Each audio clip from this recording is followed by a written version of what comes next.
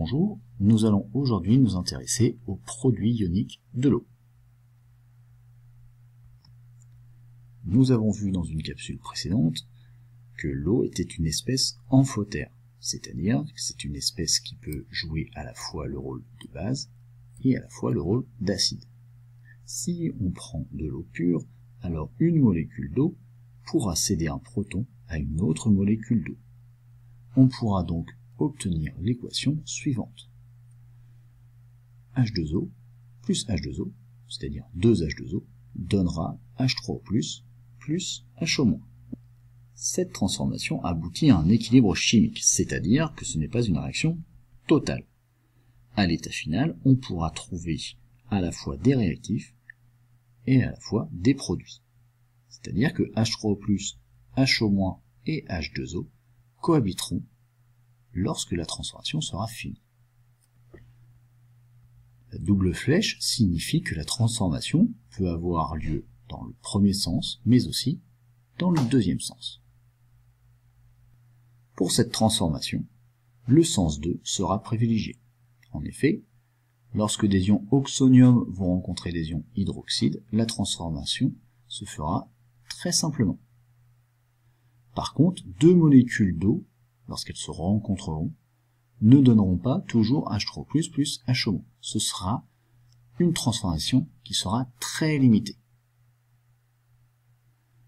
Cette transformation, 2H2O donne H3O+, plus HO-, se nomme l'autoprotolyse de l'eau.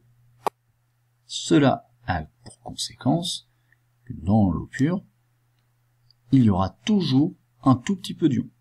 C'est pour cela que l'eau pure conduit un tout petit peu le courant électrique. Pour caractériser cette transformation, ou pour caractériser n'importe quelle transformation en chimie, on va définir une constante. Une constante qui permettra de rendre compte de l'état d'équilibre, c'est-à-dire des concentrations à l'état final des différentes espèces chimiques présentes.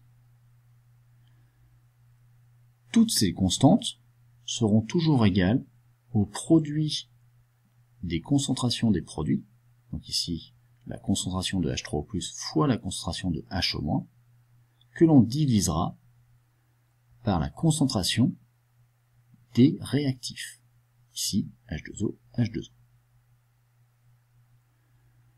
Cette constante n'aura pas de dimension, c'est-à-dire qu'elle ne sera sans unité. En effet, les concentrations sont en mol par litre. Donc on aura des moles par litre fois des moles par litre divisé par des moles par litre fois des moles par litre. C'est-à-dire que la constante K n'aura pas d'unité.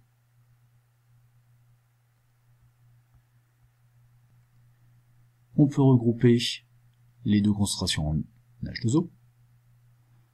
Remarque, donc la concentration en H2O n'a pas vraiment de sens. Si on prend un litre d'eau, cette concentration, donc je détermine la quantité de matière, donc ce sera la masse d'eau divisée par la masse molaire, c'est-à-dire qu'il y a un litre d'eau pèse 1 kg, c'est-à-dire 1000 grammes. La masse molaire de l'eau, c'est 18, donc c'est 16 pour l'oxygène et 2 pour chaque, 1 pour chaque atome d'hydrogène, c'est-à-dire 2, ce qui me donne une masse globale de 18. Je trouve donc une quantité de matière de 55,6 mol. C'est-à-dire que la concentration molaire de l'eau, pour 1 litre, c'est 55,6 mol par litre. C'est une valeur très importante. On a vu que lors de l'autoprotolyse de l'eau, la formation des ions H3O+, et HO- était très très limitée, c'est-à-dire que cette quantité va être très faible. On peut donc considérer la concentration en eau comme constante. On va donc faire passer cette concentration avec la constante, une constante fois une deuxième constante.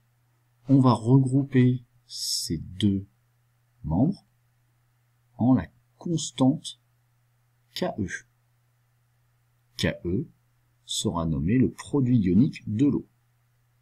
Ce produit ionique de l'eau sera donc égal à la concentration des ions H3O+, par la concentration des ions HO-.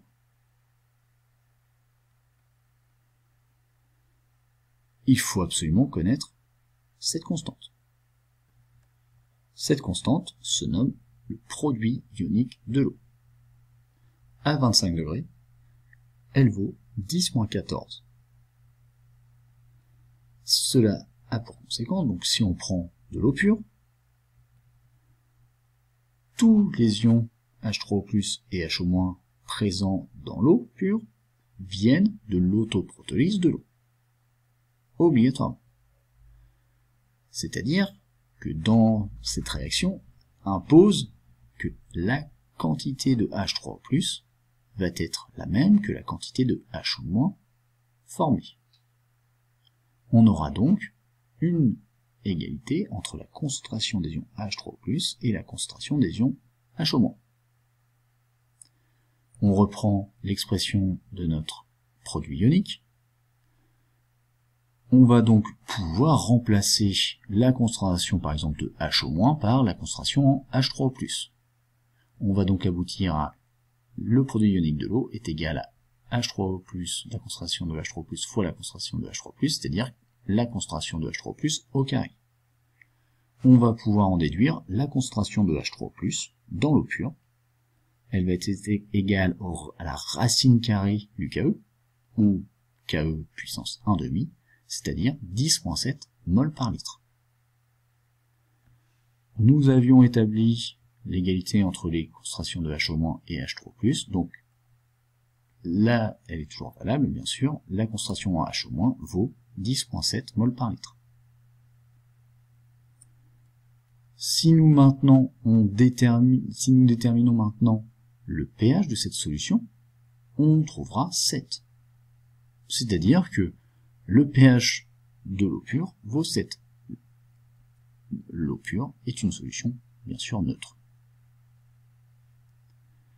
Maintenant, ajoutons un acide à cette eau. Donc on va prendre de l'acide chlorhydrique. Si nous ajoutons de l'acide chlorhydrique, cette molécule va réagir avec des molécules d'eau et former des ions H3O+ supplémentaires. S'il y a formation d'H3O+ supplémentaire, la conséquence c'est que la concentration en ions H3+ va forcément augmenter. Vu que le produit ionique de l'eau est une constante, si H3O+ augmente, la conséquence c'est que HO-, la concentration en HO- va forcément diminuer. C'est-à-dire que si on ajoute de l'acide chlorhydrique, la concentration en H3O+ sera forcément supérieure à 10-7 mol par litre, et dans le même temps, la concentration en HO- sera forcément inférieure à 10-7 mol par litre. Si nous mesurons le pH d'une telle solution, nous effectuerons le calcul de moins log fois la concentration en H3O+, c'est-à-dire que nous obtiendrons forcément une valeur inférieure à 7. La solution sera forcément acide.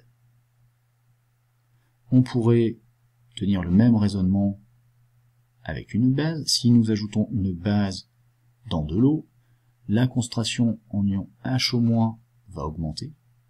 Elle sera supérieure à 10-7. Dans le même temps, la concentration en H3O+ sera plus petite que 10-7 mol par litre, c'est-à-dire que son pH sera supérieur à 7. La solution sera basique.